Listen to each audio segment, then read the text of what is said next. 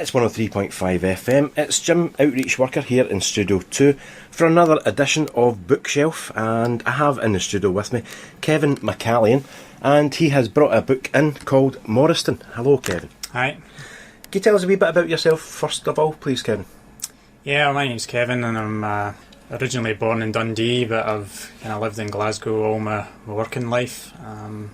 Basically, I work as a sports journalist, so I've always been involved in writing. Sure. I think from the start of doing it, I was about 19 years old, doing match reports for the Sunday Mail, and then I moved on from there and kind of started doing it full time. I've always kind of wanted to take a step and move into writing books. I didn't really want to go down the usual route of just writing books about football, and I wanted to try and come up with my own story and create my own little world. So like most authors, you find that you'll try 3 or 4 times to write a book, and you'll get 1 or 2 chapters in and you just get so frustrated that you're not really sure where your book's going and how you're going to end it, I think, was most of the time. But what made a big difference to me with Moristoun was that basically I kind of knew how it was going to end first, and work my way backwards with this one.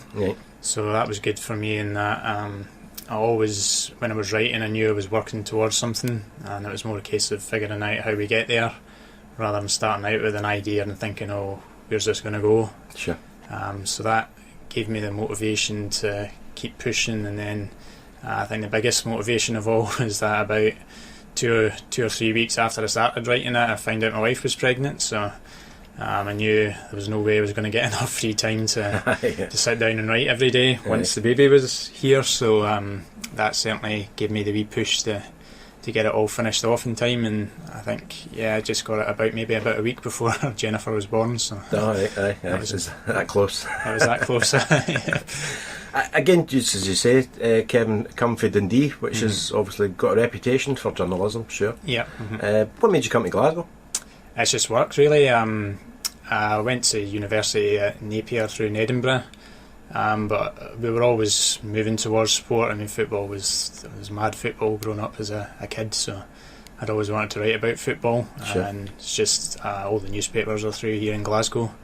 And so, as I say, I started off with the Sunday Mail doing match reports and just kept on really working with them. I still do now to this day. I'm with them in the Daily Record now. So. But yeah, Glasgow, my dad's from Glasgow as well, so I'd always been coming through here to see my gran and granddad when I was younger, so and used to come through every couple of weeks for football and things like that as well. So I probably spend more time in Glasgow now than I have actually in Dundee. So you can tell I probably don't have a Dundonian accent at all. Flattened a wee bit. I'm kind of, I always say I've got a mongrel accent. It's like 1/3 Dundee, 1/3 Glasgow, and a wee bit of Edinburgh thrown in as well. But if you could maybe give us a wee outline of the book, please, Kevin. Yeah, well, Moristoun is it's a place that exists in the afterlife for Scottish people who have taken their own lives. And what happens is once people are there, they kind of remain in a state of stasis. They stay the same age, they don't age, nothing can really happen to them physically. It's a place where they've given time to reflect on what brought them there and to try and make the next step forward to move to a higher realm in the afterlife. Obviously, your own views of the afterlife depend pretty much on your religious views to a certain extent. You see that with me when I was brought up a Catholic and then married a Buddhist. So you'll notice in Moristoun the afterlife I've created is a mixed mash of both those faiths to a certain extent, although it's not really set in law with those things.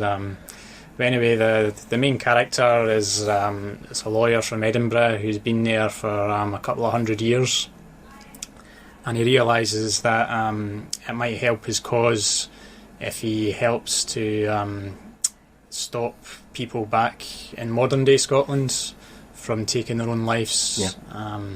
So he's given the task of saving this present day Scot from pushing ahead with suicide himself. And he thinks that the best way to lift his self-esteem and try and make him feel better about himself is to give him a job as his assistant back on the island on Moristoun itself. So the book is really about this newcomer slowly finding out about the reality of Moristoun. Yeah. And he also falls in love with the barmaid at the local pub, and she is the only other person on the island who hasn't actually taken her own life. She was brought there as a baby when her own mum died by suicide. So she's been brought up in Moristoun, again not knowing the true reality of the place. Sure. And it's about how her fate becomes linked to the guy that's come there from present day Scotland. Sure. Obviously we must touch on this subject, as you were saying, people taking their own lives. Is that something obviously you maybe encountered yourself? Yes, I think most people probably have now in these days, even if it's a colleague, a friend, or somebody in their own family. When I actually started writing the book, I hadn't been directly affected by suicide. Yeah. But again, it was one of these kind of dark coincidences that a couple of weeks after I wrote it, one of my friends from university took her own life, and that kind of really shaped and influenced how the book went from there. Yeah. She was one of these people that seemed so joyful and full of life, and you could just never imagine her pushing ahead with something like that. Yeah. And I think a lot of people will have experienced the same thing when they hear that somebody's done it, and it doesn't tally with the image that you've got in your head of them. Sure. So I thought it's kind of unfair that somebody so full of life would then just stop, the life would stop. So I thought, well, let's speculate about what actually happens to them once that act's happened, and what adventures they're going to get up to in the afterlife. And that allowed me to kind of shape my own little community in Moristoun, about all the different characters and how they would move on after leaving the mortal realm, and how they would push on and cope with their new challenges in this new world. So, and again, it kind of bookended it about a month or so after I finished the first draft of the book. Somebody in my extended family took their own life as well. So it was really struck home to me, one at the start of the book and one at the end of the book, and it just made me really think a lot more about the topic. Yeah.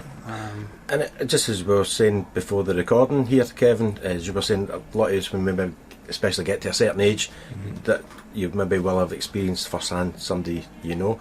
But I always believe, Kevin, every action has a reaction. Obviously, now that you've had the book into the public domain, what has been the reaction?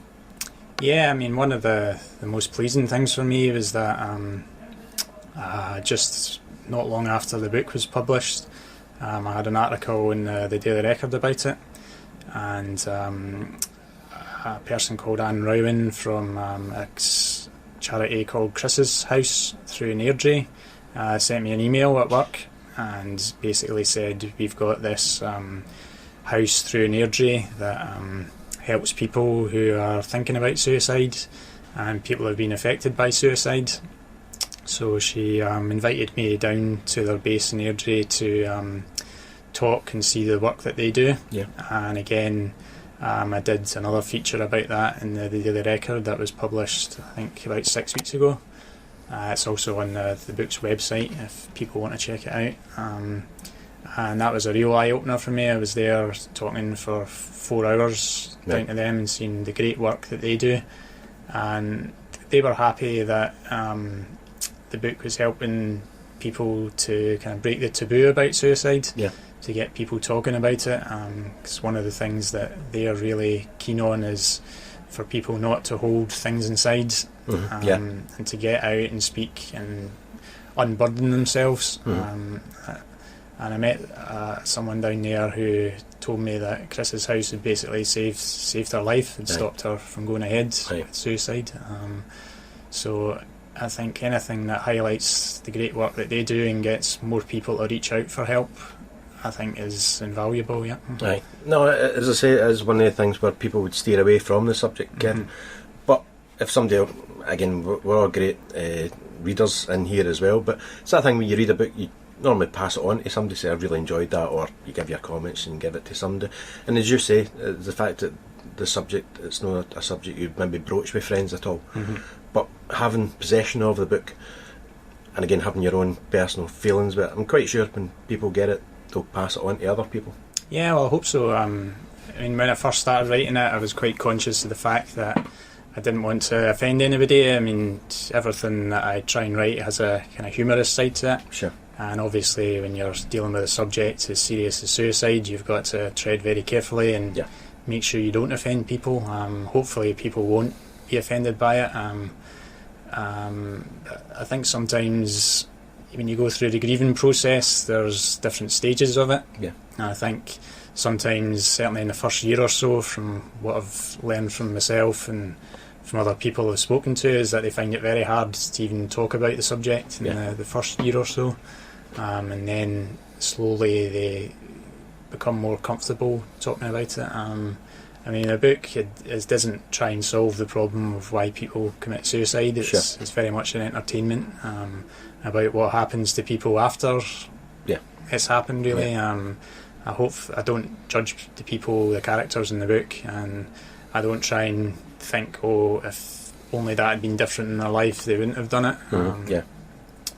But the big message in the book, and it's not just for people who commit suicide, it's for everybody, that I hope to get across, is that no matter how bad you think things are, there's always a ray of hope at the end, and there's always a chance to move on and make amends for mistakes you've made in the past.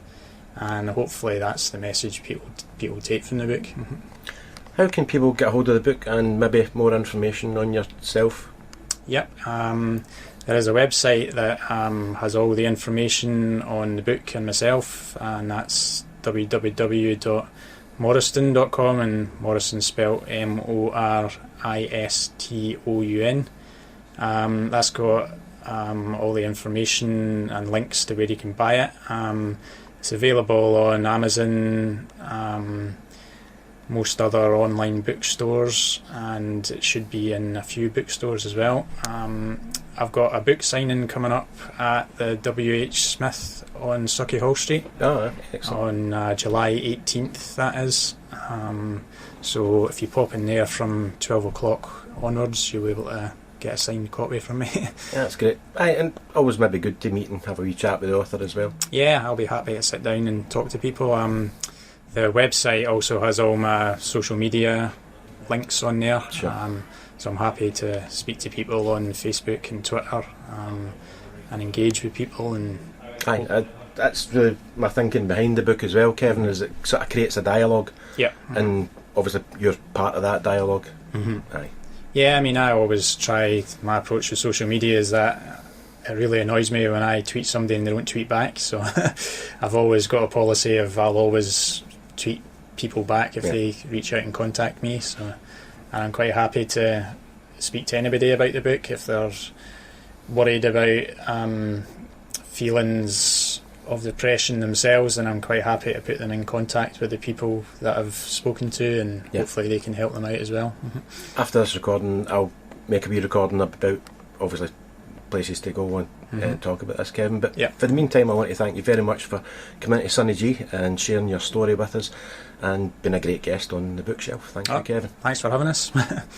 If you have been affected by the issue discussed in this programme and are looking for more information or support, you can contact Chrissy's House, 10A Saline Street, Airdrie, 01236 766 755, or the Samaritans on 0141 248 4488. Thanks for listening.